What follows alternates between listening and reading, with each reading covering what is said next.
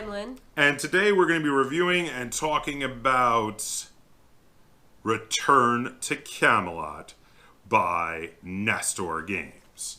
So before we get into Return to Camelot here, I want to say that I am wearing the I Drink and I Game, It's What I Do shirt. It is one of our Gamer Gear merchandise shirts from over on our Teespring store. We have tons of cool shirts and mugs available on our Teespring store for sale, all in tons of different colors. If you want to check it out, there is a link in the description below. And if you're in a position to and would like to help support the channel, you can join our Patreon. There's a link in the description below. There, depending on what tier you join at, you'll get access to patron-only giveaways, as well as behind-the-scenes videos, some videos early, and the ability to request review and tutorial videos on your favorite classic games. So now without any further ado, we're going to get into it. So first thing I want to do is I want to thank Marcello Bertocci, the designer of this game, for sending me a copy to review. So now Marcello, of course, is the owner of XV Games, though he partnered with Nestor Games for this one. So he did the design and development while Nestor published it. So this comes in the standard Nestor Games travel game zipper pouch. Yeah, pouch.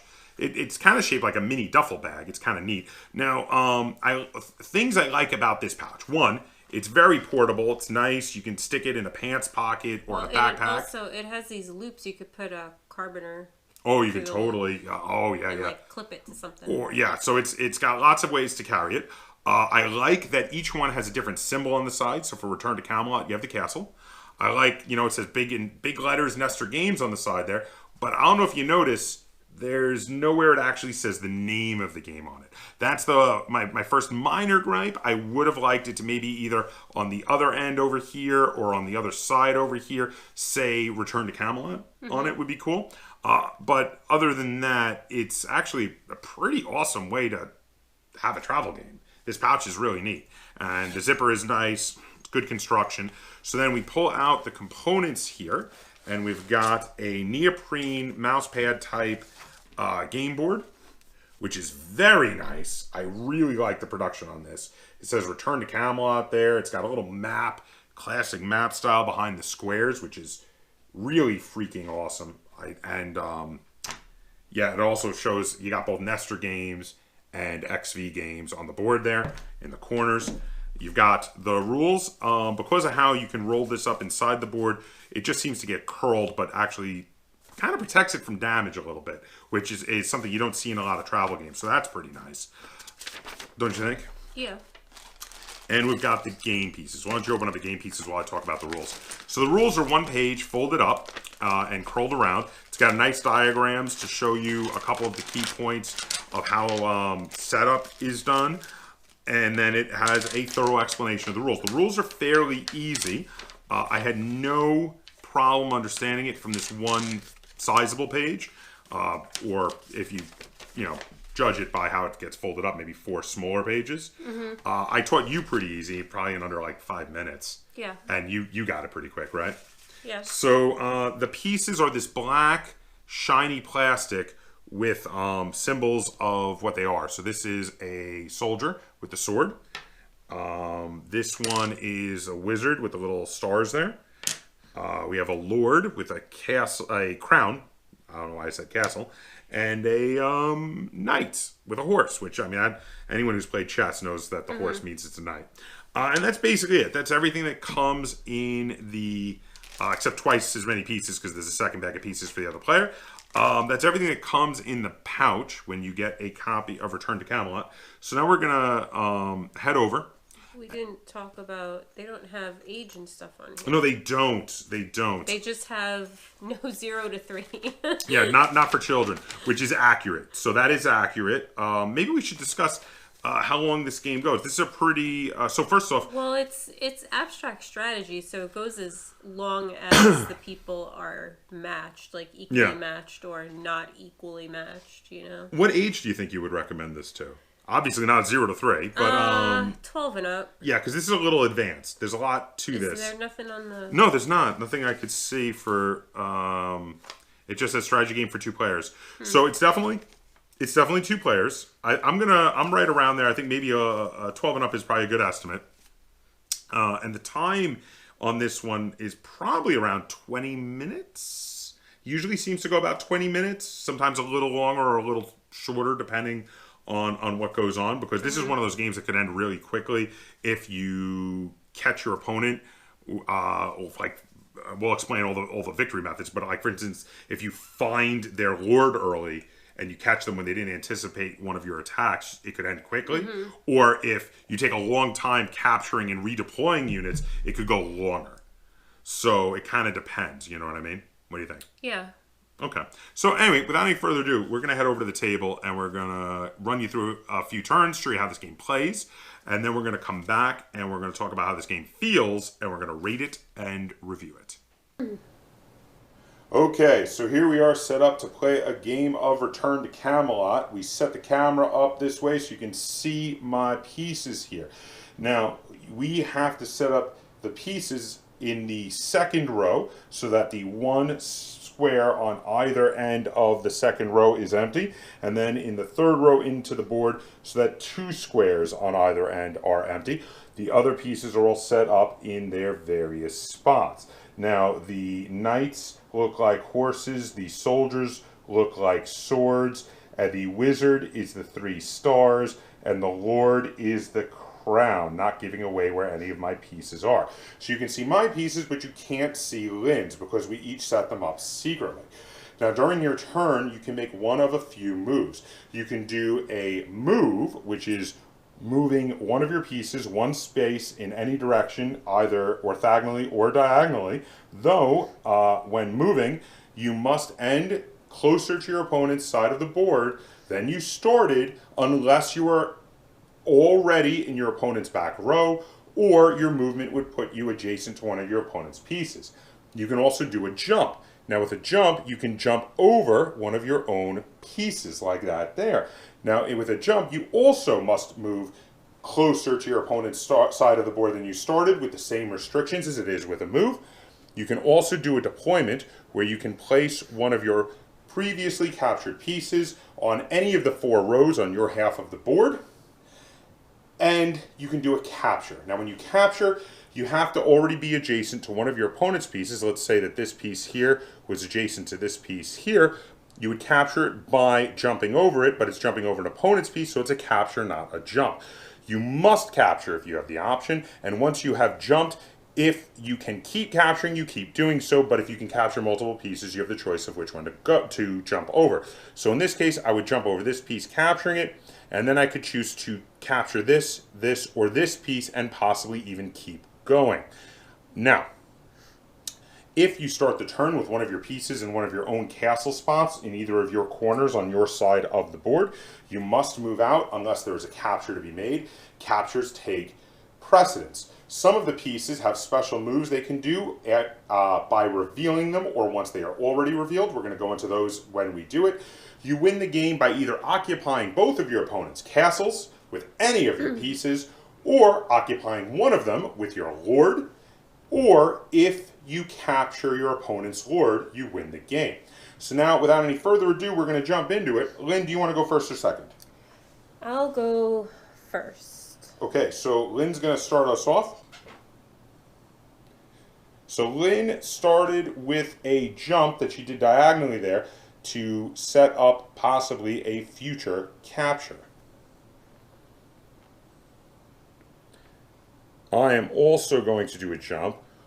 Now this is good defense because in both our cases we are unable to jump to capture each other's pieces there. Another jump. Very cool. I'm going to jump this piece here, which now I have blocking behind it in both diagonal directions to help defend that piece from my opponent's capture. I am going to reveal my knight to do a knight's charge. Now a knight's charge allows you to jump over one of your pieces and then capture. So Lynn jumped diagonally with her knight, followed by capture 1. Go ahead, pull that piece off so you don't forget. Now she has one other capture she can make, and then she can capture 2 of your pieces. So now with that any further ado, we're going to jump into it. Lynn, do you want to go first or second? I'll go first. Okay, so Lynn started with a jump that she did diagonally there to set up possibly a future capture. I am also going to do a jump. Now this is good defense because in both our cases we are unable to jump to capture each other's pieces there. And wow, so she was able to capture 2 of my pieces that were both soldiers, and now she's adjacent to one of the castles with that knight. So that was a very, very good move for her. So now on my turn, I'm going to do a capture here, because I'm going to jump over this piece here, capturing it, followed by this piece here, capturing it, followed by this piece here, capturing it, doing a triple jump, and oh, I managed to capture my opponent's wizard. I'm just going to move into your castle. Very good. I'm going to reveal my wizard to try to figure out where your lord might be hiding. I want to know, reveal this piece here for me. Now, when you reveal your wizard, it was a knight. It was not the lord. When you reveal the wizard, you have 2 spells you can cast. You can either force your opponent to reveal one of their spells, or you can swap the position of 2 different of your own pieces that are still hidden. I'm just going to do a jump. Okay. I'm going to do a move to give a little protection to that piece there. I'm going to deploy one of my captured pieces. I am also going to deploy a captured piece. I'm going to deploy another captured piece. I see where you're going there. Okay. Well played, well played. I'm going to reveal this to be a knight, to do a knight's charge. So I'm going to jump over my own piece here, and then I'm going to capture this piece here, followed by capturing this piece over here. None of them were the lord, so the game will continue. Now this is how you play a game of Return to Camelot. You keep taking turns, taking moves, taking jumps, revealing pieces to do knight's charge or cast spells with your wizard. And you play again until either you're able to occupy both of your opponent's castles, or occupy one of your opponent's castles with your lord if you're feeling daring, or capture your opponent's piece, which may or may not have been revealed either by casting a spell with a wizard, or maybe by revealing that lord to do a knight's charge. Once one of these win conditions is met, the game is over, and you have won the game of Return to Camelot. Welcome back. So that was how you play a game of Return to Camelot. So now we usually start discussing some of the negatives. I've only got the one minor negative I already mentioned, which is that they don't have the name of the game on the bag. And that's a general negative I have for a lot of the travel games from Nestor Games, because they just put the symbol rather than the name on it, which is kind of cool. I like the look of the symbol, but I still would like the name on it. But the game itself, I've got no negatives for the game. None at all. How about you? No, I don't have any negatives either. Yeah, this is, okay, so before we get into the positives, this might be a little bit of a spoiler for where my rating is going to be. I've played a lot of Marcello's designs. I've played a lot of the games from XV Games, whether they be his designs or not. And this might be, of any of the games that Marcello had anything to do with, my favorite game he has ever had his fingerprints on. Like, this game, I also think this might be one of the best games I've played of 2020 so far. One of the new games introduced to me. I think it's pretty amazing. Let's throw out some positives. I just wanted to say that before we get into the positives, because I'm going to be like kind of gushing and raving about it. I want to make sure you understand why, because I really, really like this game a lot. Lynn, why don't you give us a positive? I like the different sorts of moves. I think it's interesting that you can jump over your own piece to get to a better position. Yeah, the jumping over the own pieces for positioning purposes is great. I love the inclusion of the forced capture from checkers, even though it's done differently because you can capture on more directions. The forced capture adds that strategy in that where you can set your opponent up, where you force them to take one piece, but they're going to be in a position now where you get to take multiple pieces, which I think that is really great. I love that a lot. How about you? Now you throw another positive out. I like the multiple ways to win. Oh, the multiple ways to win. That was going to be my last one. I would have said, because I think it's fantastic. But go ahead. The 3 ways to win. There's 3 ways. Go ahead. You discuss it a little more. Okay. Well, I like that because you can change strategy. Yeah, you can change strategy depending on circumstances. You can start out trying to do one thing, and then things happen, and you're like, oh, it's going to be easier to do this other thing now. No plan survives first contact with the enemy. So, yeah, it's great, because on one hand, you can win just by getting a couple of your pieces to your opponent's back corners, which reminds me a lot of another abstract strategy game I love, Mouse Guard. But then in addition, if you just get one piece there, but then suddenly reveal that it was your lord, surprise, I win. And then also, if you're able to deduce which piece is your opponent's lord, which if you pay attention to the pieces they are redeploying, you know those are not the lord. And you can by process of elimination kind of start to figure it out, and then you can reveal your wizard to force them to possibly reveal the lord. And once you find the lord, they're like a sitting duck. Then you can make a beeline for him, really try to capture him. Yeah, the 3 ways to win is fantastic.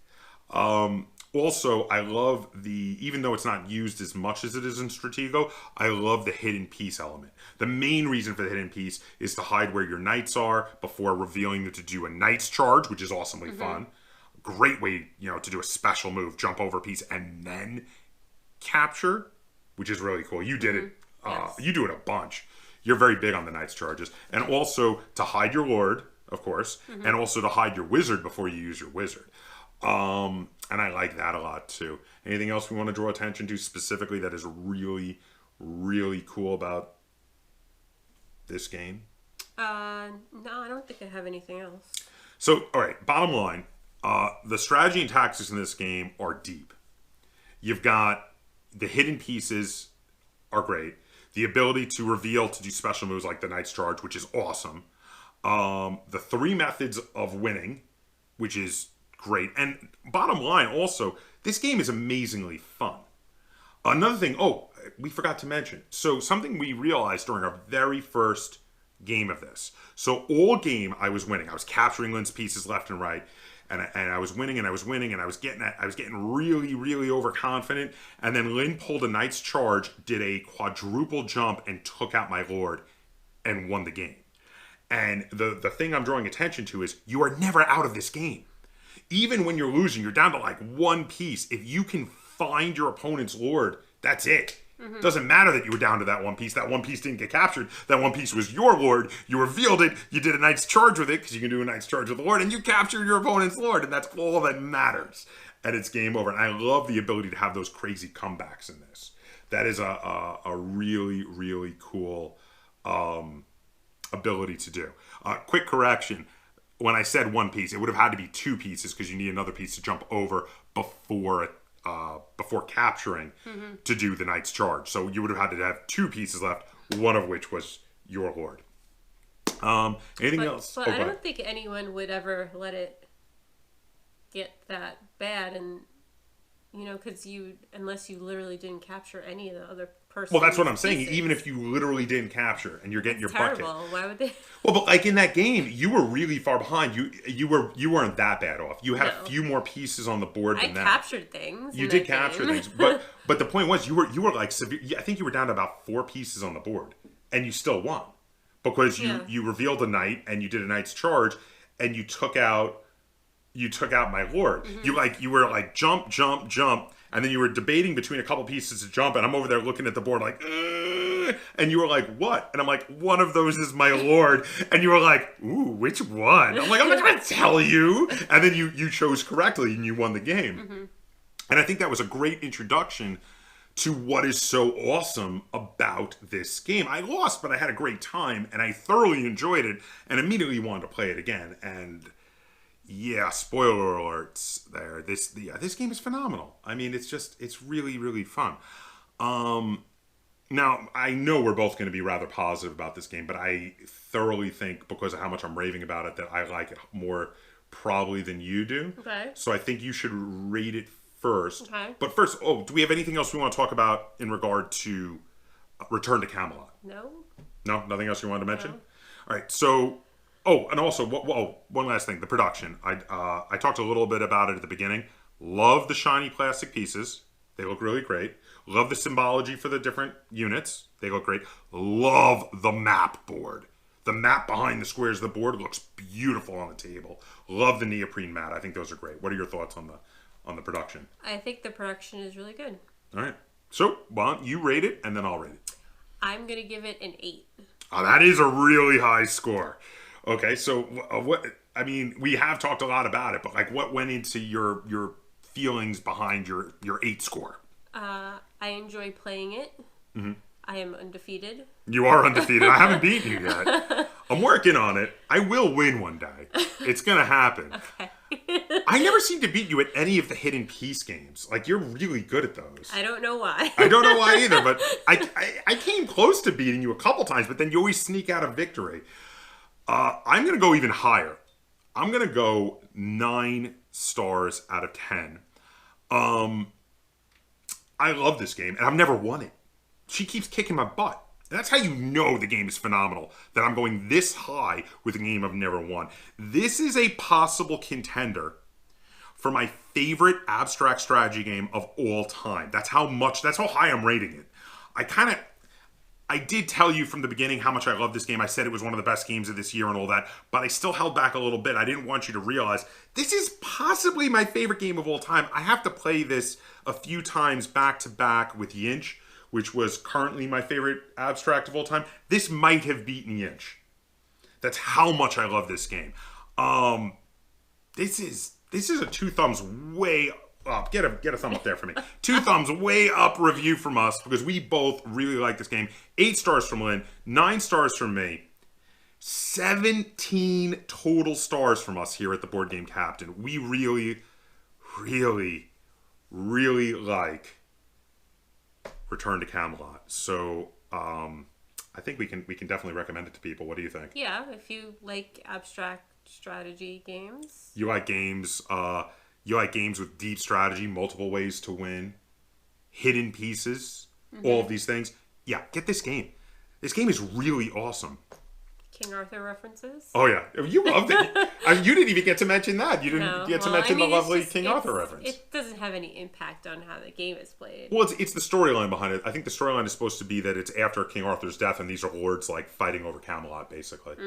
It's supposed to be like a post King Arthur story time period. But there you have it. If you have any questions, comments, or concerns, I mean, it's really an abstract game, so it's much more abstract. Yeah.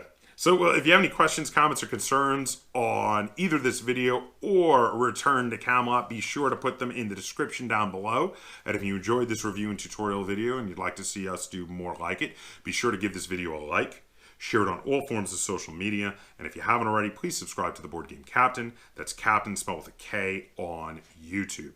And until next time, game on.